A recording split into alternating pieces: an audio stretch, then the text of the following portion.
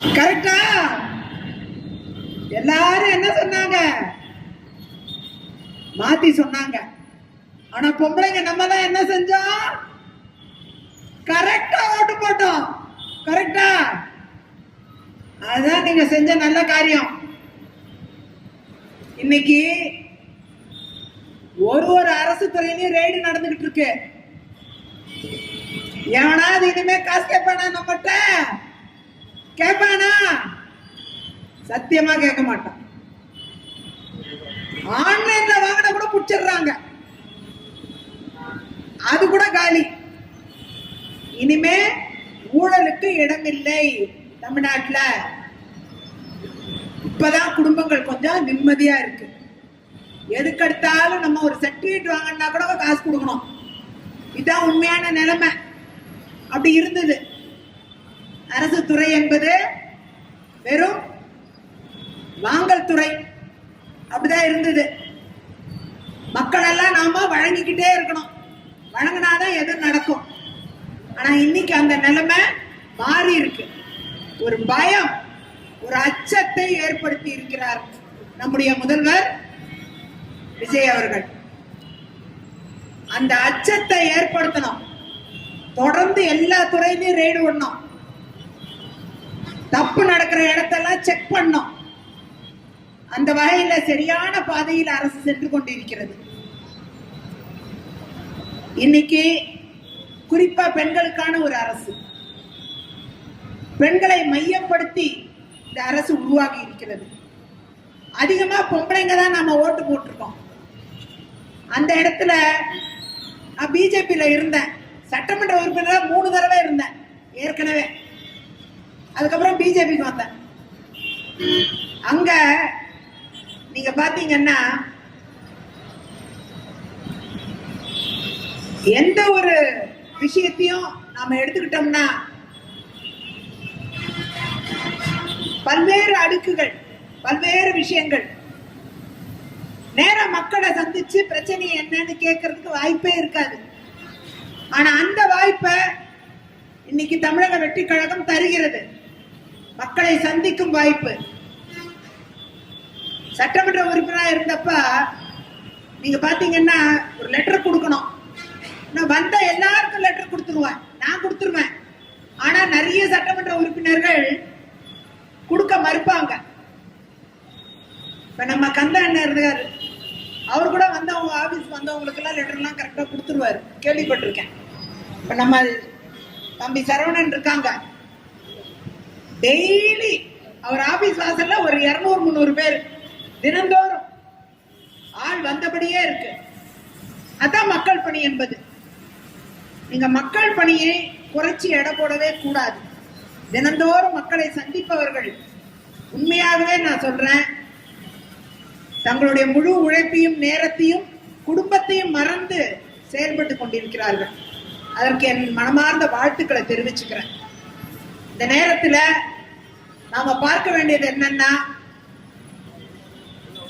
ஒரு அரசு எத்தனை ஒரு 60 வருஷமா நம்ம எதிர்பார்த்த ஒரு அரசு இப்பதான் வந்திருக்கு. 60 வருஷம் ஆட்சி புரிஞ்சவங்க பாத்தீங்கன்னா ஏதோ ஒரு வகையில அரசியல் பண்ணிக்கிட்டே இருப்பாங்க. மக்களுக்கு நல்லதை கொண்டு சேர்க்கவே இல்லை. அதான் உண்மை. வருத்தத்தோட சொல்ல வேண்டியதா தான் இருக்கு. கேட்டா மத்தியிலிருந்து நிதி வரல, இங்க ஒண்ணுமே நடக்காது, வேலை நடக்காது. அதே நேரம் மக்களுக்கு ஏதாவது செய்யணும்னா உடனே செய்யக்கூடாதுக்கான காரணங்களை தேடுவாங்க. ஆனா இன்னைக்கு தமிழக வெற்றி கழகத்தின் அரசு, தலைவர் ஜோசப் விஜய் அவர்களின் தலைமையிலான இந்த அரசு எப்படியெல்லாம் தேடி பிடித்து நிதியை கண்டுபிடித்து அதை மக்களுக்கு எப்படியெல்லாம் செய்து முடிப்பேன் என்ற உறுதிப்பாட்டோடு செய்து கொண்டிருக்கிறார். அவருடைய அந்த வலிமை, அவருடைய அந்த திறன். இன்னைக்கு ஆய்வு கூட்டம் நடந்துகிட்டு இருக்கு. மானிய கோரிக்கைகள், சட்டமன்ற மானிய கோரிக்கைகள் தொடர்ந்து நடைபெற போகுது. ஆகஸ்ட் மாசத்துல துறை வாரியா நடக்கும், 54 துறைக்கும் நடக்கும்.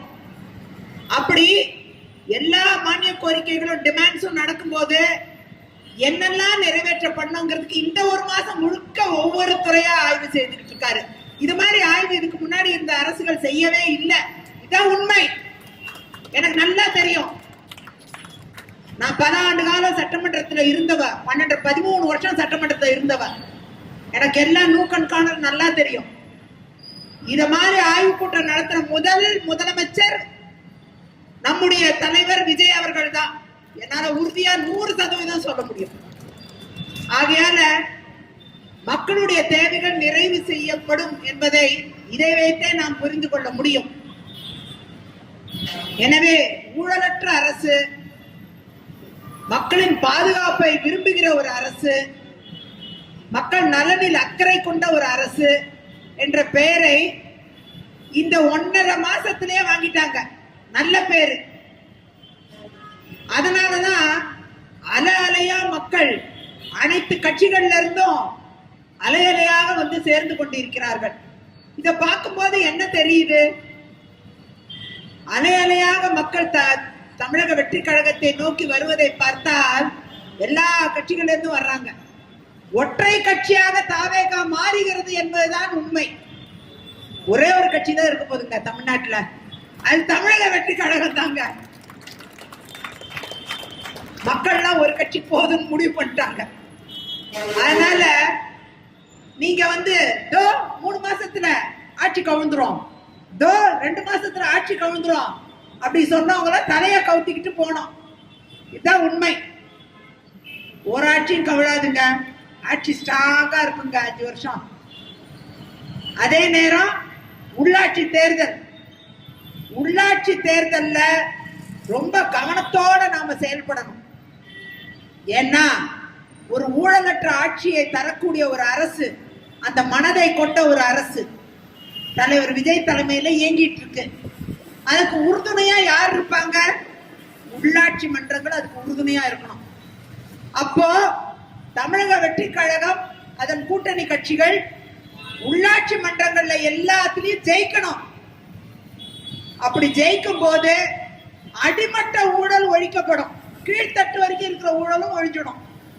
ஆகையால் மக்கள் ரொம்ப தெளிவா இந்த உள்ளாட்சி தேர்தல்களை நீங்க தமிழக வெற்றி கழகமும் அதோடு இணைந்து செயல்படக்கூடிய அனைத்து கூட்டணி கட்சிகளும் எல்லாரையும் நீங்க வெற்றி பெற வைக்க செய்யணும். ஏன்னா அவங்கதான் சாமானியர்கள், சாதாரண குடும்பங்கள்ல இருந்து வந்த தலைவர் அவர்களுக்கு ரசிகர் மன்றம் மூலமாகவும் மக்கள் மன்றங்கள் மூலமாகவும் நலத்திட்டங்கள் வழங்கியும் இது மாதிரி சின்ன சின்ன பணிகள் செய்து உங்களோடு சேர்ந்து இருக்கக்கூடிய உங்கள் நண்பன் தான் நிக்க போறான். உங்களுடைய பெண்ணா இருந்தா நந்தி அப்படி வச்சுக்கோங்க, அவங்கதான் நிக்க போறாங்க. அவங்கள நீங்க ஆதரிப்பதன் மூலமா உங்கள ஒருத்தர் அவங்க ஜெயிச்சு வந்து உங்க பிரச்சனைகளை அவங்க தெளிவா தாவேகா சார்புல யார் நின்னாலும் உங்க பிரச்சனைக்காக அவங்க குரல் கொடுப்பது மட்டுமே கிடையாது, வீடு வீடாக வந்து உங்களுக்காக பணியாற்றுவார்கள். ஆகையால் உள்ளாட்சி தேர்தலை நீங்க ரொம்ப கவனமா மைண்ட்ல வச்சுக்கிட்டு நீங்க அடிமட்ட தொண்டன் சாமானியன் நீங்க செலக்ட் பண்ணும்போது நிச்சயமா தாவேகா உங்களுக்காக உழைக்கக்கூடிய இடத்தில் இன்னும் தொண்டர்களை உருவாக்கும் என்பதில் இருவேறு கருத்து இல்லை. ஆகையால் நலத்திட்ட உதவிகள்னு நிறைய வாரி வாரி வழங்குறாங்க. இதுக்கு யாரும் நீங்க பாத்தீங்கன்னா எல்லாம் அவங்களே கலெக்ட் பண்ணி அவங்களே செய்யறாங்க, சொந்த காசை போட்டு. நான் தான் கேள்விப்பட்டேன், எங்கேயாச்சும் எதுவுமே கேட்கறது இல்லை, அவங்கவுங்க பங்களிப்பு. இதுதான் கட்சி தொண்டனுடைய மனநிலை. விருப்பத்தோட வந்து செய்யறாங்க. வேற கட்சிகள் இது நடக்குமா? நடக்கவே நடக்காது, எந்த கட்சியிலும் நடக்காது. அதுக்கு ஒரு தனியா ஒரு ஃபண்ட் ரைசிங் இருக்கும், அதுக்கு ஒரு தனியா ஒரு வழிமுறை நடைமுறை, அதுக்கு ஒரு ஊழல், அதுக்கு ஒரு பெருச்சாளி இருக்கும், எல்லாம் இருக்கும். ஆனா இங்க அப்படி கிடையாது. அப்படிப்பட்ட இடத்துல நான் வந்து இணைந்து இன்னைக்கு தலைவர் ஜோசப் விஜய் அவர்கள் தலைமையில இன்னைக்கு அவரையும் எங்களை சந்திக்கிறதுக்கு எங்களுக்கு ஒரு வாய்ப்பை கொடுத்தாங்க. முதல்வர் அவர்களை இன்னைக்கு நேரா சந்திச்சோம், ரொம்ப மகிழ்ச்சியா இருந்தது. அவரோட கருத்துக்களை பகிர்ந்துகிட்டோம். நிச்சயமா எங்களை போன்றவர்களின் உழைப்பு, எங்களை போன்றவர்களின் குரல் என்பது நிச்சயமாக நம்முடைய கழகத்திற்கு உறுதுணையாக இருக்கும். உங்களுக்கு நாங்கள் உறுதுணையாக இருப்போம். ஒவ்வொரு இளைஞருக்கும் நாங்கள் உறுதுணையாக இருப்போம். ஒவ்வொரு பெண்ணுக்கும் நாங்கள் உறுதுணையாக இருப்போம் என்ற சூழலையோடு உங்கள் அனைவருக்கும் அவருடைய பிறந்த நாளை எப்படி கொண்டாட வேண்டும் என்று ஒரு வழிமுறை வைத்திருப்பது எனக்கு ரொம்ப பிடிச்சிருக்குங்க. உங்களுக்கு எல்லாம் பிடிச்சிருக்கா இந்த வழிமுறை? கேக் வெட்டி கொண்டாடுவாங்க, ஸ்வீட் கொடுத்துட்டு போயிடுவாங்க. பஸ்ல எல்லாம் அப்படியே ஒரு லட்டுவை கொடுப்பாங்க, போயிட்டே இருப்பாங்க. இது நிறைய கட்சியில தலைவரோட பிறந்த நாளை கொண்டாடுற விதம் இப்படிதான் இருக்கும். ஆனா தமிழக வெற்றி கழகத்தில் இந்த கொண்டாட்டம் என்பது எவ்வாறாக இருக்க வேண்டும் என்பதை இளைஞர்கள் முடிவு செஞ்சிருக்காங்க. தலைவர் கூட இல்ல, இளைஞர்கள், கழகத்தின் இளைஞர்கள் எல்லாரும் சேர்ந்து இப்படிதான் இருக்கணும்னு முடிவு பண்ணியிருக்காங்க. நலத்திட்ட உதவிகளை தருவது, பெண்களுக்கு உதவி செய்வது, குடும்பம் குடும்பமாக போய் உதவி செய்வது, கூப்பிட்ட இடங்களில் போய் நிற்பது, இதுதான் தலைவரின் பிறந்த நாளை கொண்டாடும் விதம் என்பதை நிர்ணயித்திருக்கிறார்கள். இதைதான் நாம பாராட்டணும். வந்திருக்கிற எல்லா பெண்களுக்கும், நலத்திட்ட உதவிகள் பெற வந்திருக்கும் சகோதரிகளுக்கும் எல்லாருக்கும் இந்த நேரத்தில் வாழ்த்துக்களை தெரிவித்து, உங்கள் அன்பு எங்களுக்கு தேவை. தருவீங்களா? அன்பை தருவீங்களா? வேற ஒண்ணும் கேட்கல, அன்புதான் கேட்கிறோம்.